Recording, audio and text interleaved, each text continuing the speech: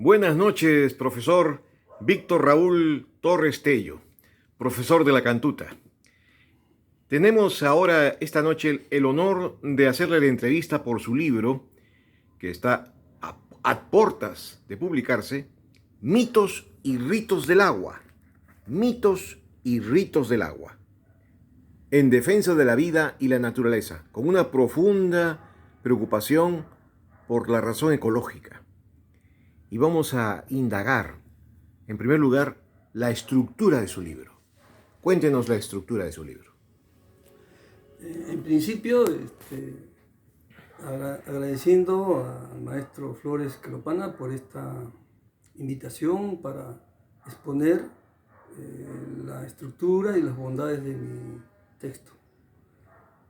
Este texto tiene como estructura los mitos y ritos de Huarochirí, tomando como base los problemas actuales de una gran cantidad de elementos que están destruyendo la tierra, la contaminación, el calentamiento global y una serie de factores que vienen afectando. El libro se terminó de concluir en el 2019, y un poco explicando, ¿no? Los orígenes. Y me duró más de 4 años su preparación. Y en relación a la estructura, tiene que ver con un marco teórico, tomando como base los contemporáneos que habían tocado este tema y también los antecedentes.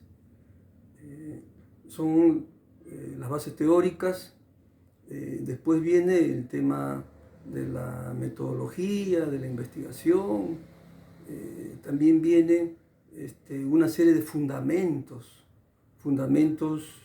económicos, arqueológicos, fundamentos históricos, para sentar unas buenas bases. Y después ya una explicación también histórica basado en los contextos de cómo este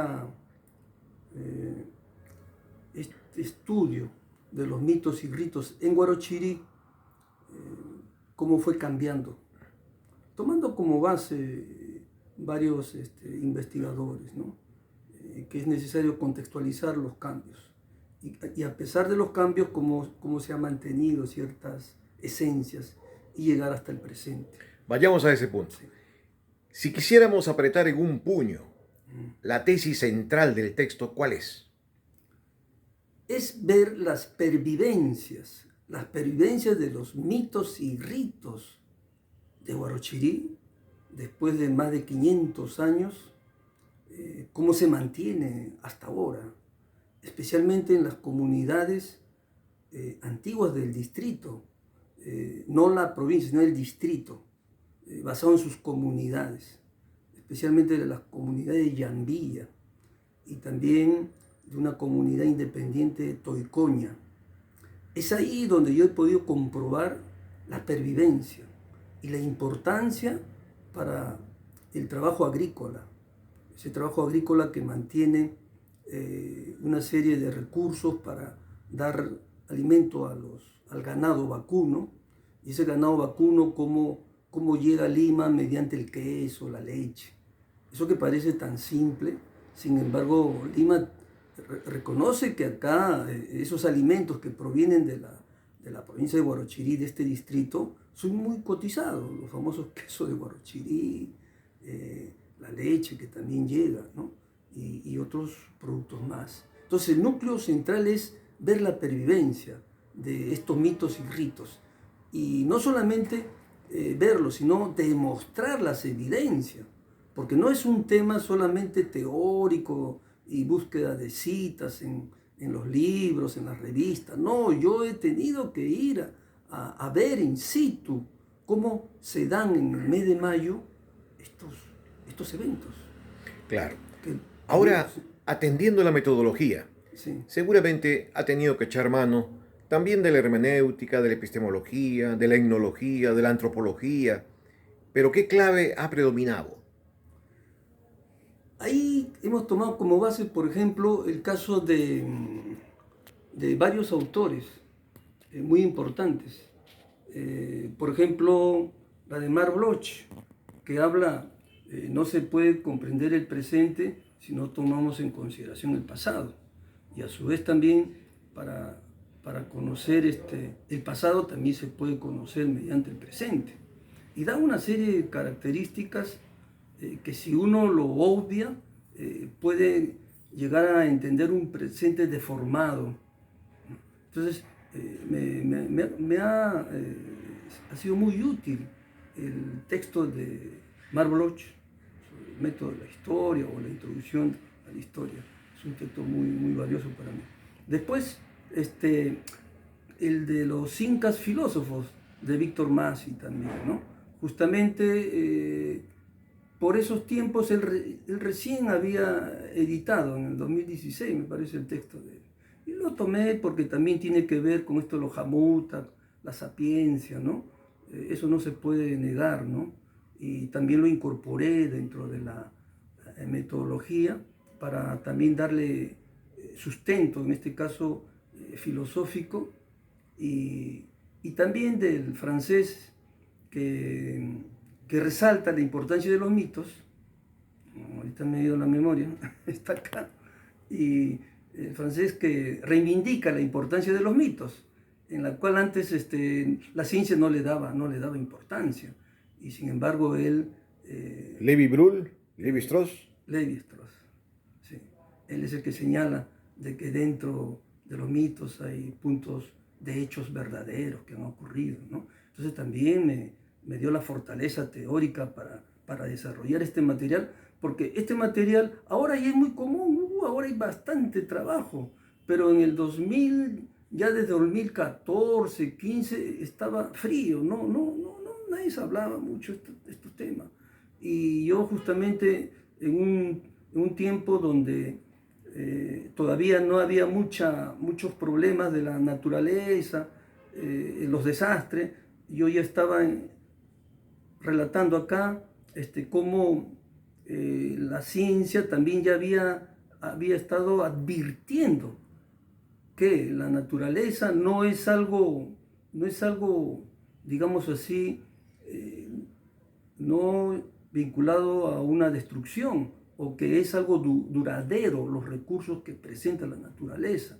No, ahí la naturaleza es muy sensible y puede romper el equilibrio, y eso puede ocasionar males para la misma naturaleza y para la misma sociedad.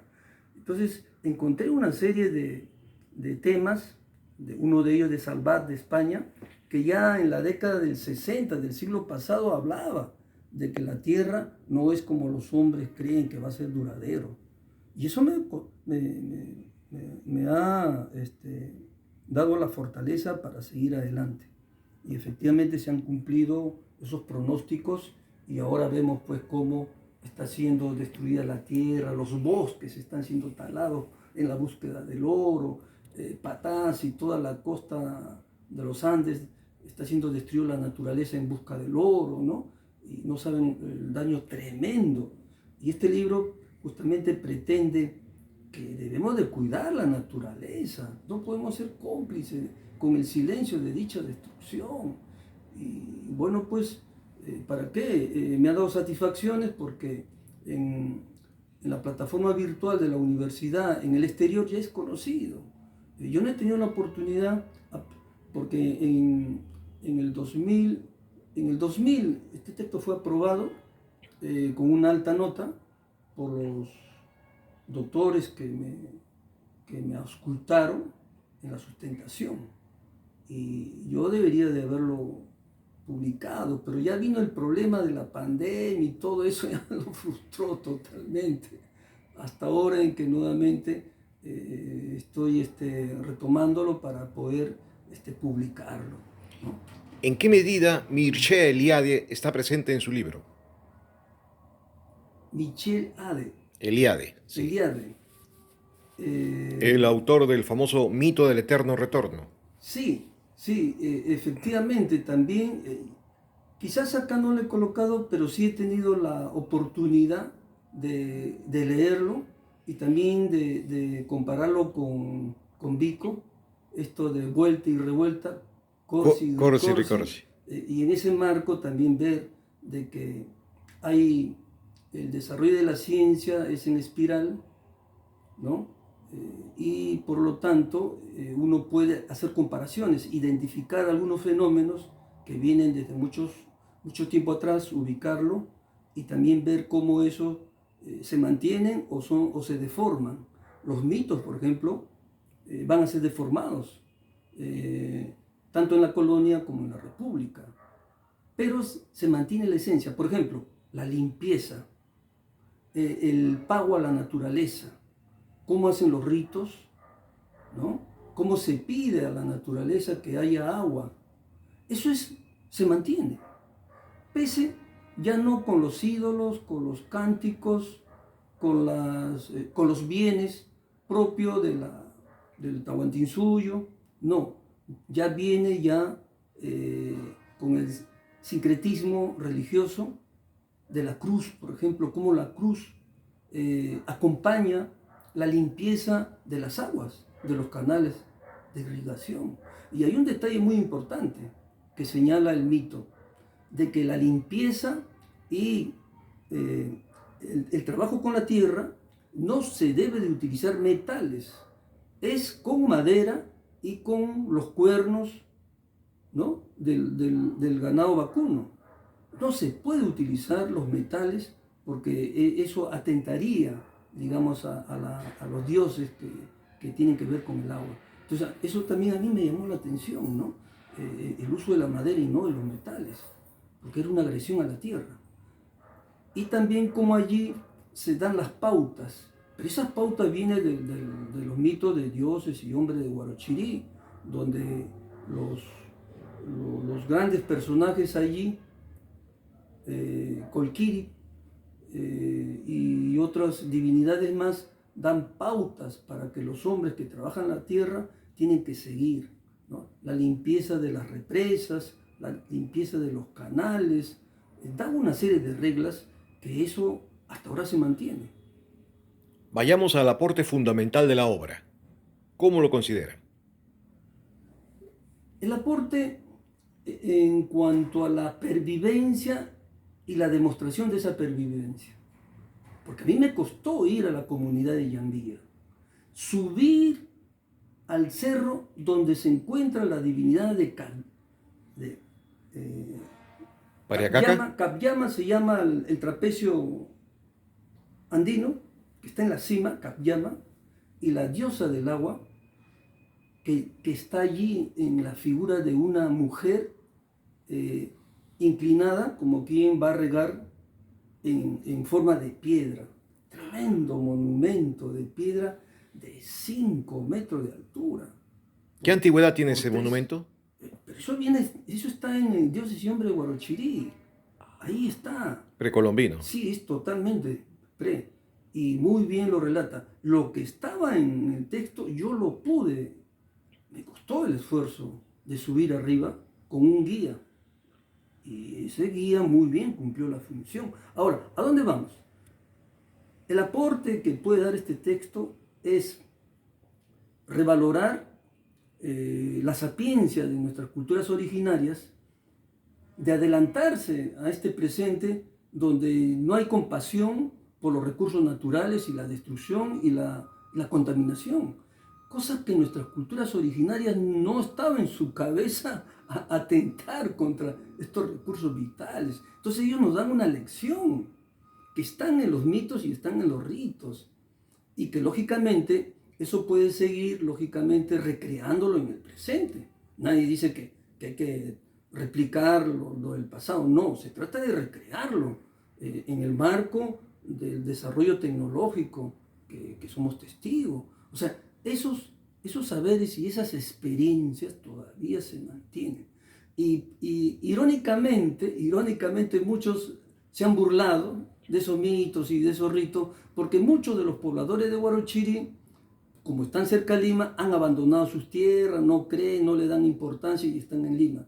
Sin embargo, irónicamente, ustedes se acordarán, en el 2017, Lima padeció el efecto del Niño y hubo un desborde del Huaycoloro y el río Rima casi se desborda. ¿Pero por qué? Porque simple y llanamente el Consejo se olvidó de hacer la limpieza del curso del lecho del río. Ellos tienen un término eufemístico moderno, ¿no? Descolmatación. Descolmatación, se olvidaron. Y tanto es así que Huaycoloro salió, inundó toda la parte de San Juan del Lurigancho hasta llegar al Rima, y eso fue un castigo. Lo otro, la caída del puente. La caída del puente también es algo irónico, ¿no? Es algo irónico. No se cayó, se desplomó, porque el curso del río fue tan fuerte que lo trajo abajo ese puente moderno. Sin embargo, nuestras culturas originarias, sus puentes, sus obras, su infraestructura, no se destruían, porque ellos cada año hacían la limpieza, hacían la reparación, y eso lograba en los momentos difíciles resolver el problema de las inundaciones. Entonces previeron esto con los andenes, con los estancos de agua, con los canales, sacarle y aprovechar las lluvias, infinidad de canales de irrigación y estancos. Eso es fabuloso. Eso se ha perdido acá en Lima, por ejemplo. Y si Lima, es gracias a los canales de irrigación de nuestras culturas originarias de Lima. Cierto. ¿No? Entonces, ese verdor que tenemos ahora es gracias a estos canales que están todavía circulando acá por Puruchuco, Vitarte y por Santa Anita, dos grandes canales que irrigan toda la zona sur de la Lima más ostentosa. Cierto. Entonces, de eso se trata, ver in situ, no solamente ese libro. Ahí están los testimonios de mi visita.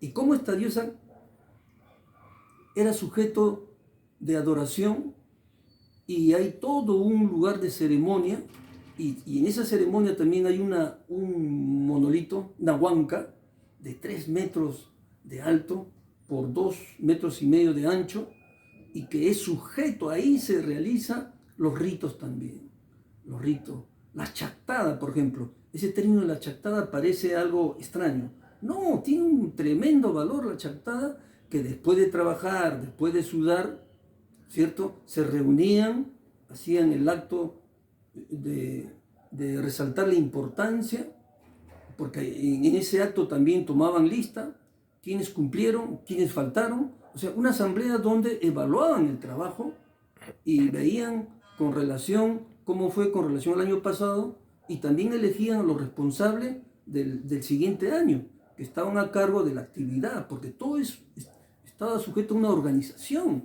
de responsables, y esos responsables entonces eran sujetos de evaluación y también de cambio. Y finalmente la chactada me llamó la importancia, lo que ahora en Brasil y acá, cuando uno va en un restaurante, se encuentran variedad de alimentos y usted coge su bandeja, ¿no es cierto?, y combina los alimentos. Ya tiene un antecedente en la chactada. ¿Qué significa? De que cada familia trae un plato de comida que difiere, y en plena reunión de los alimentos intercambian alimentos. Y entonces todos están contentos porque no es su alimento, sino intercambio, y en ese intercambio está la riqueza de la alimentación y la alegría también del compartir, porque es compartir. Entonces, eso de la chactada, por ejemplo, es algo muy, muy saludable.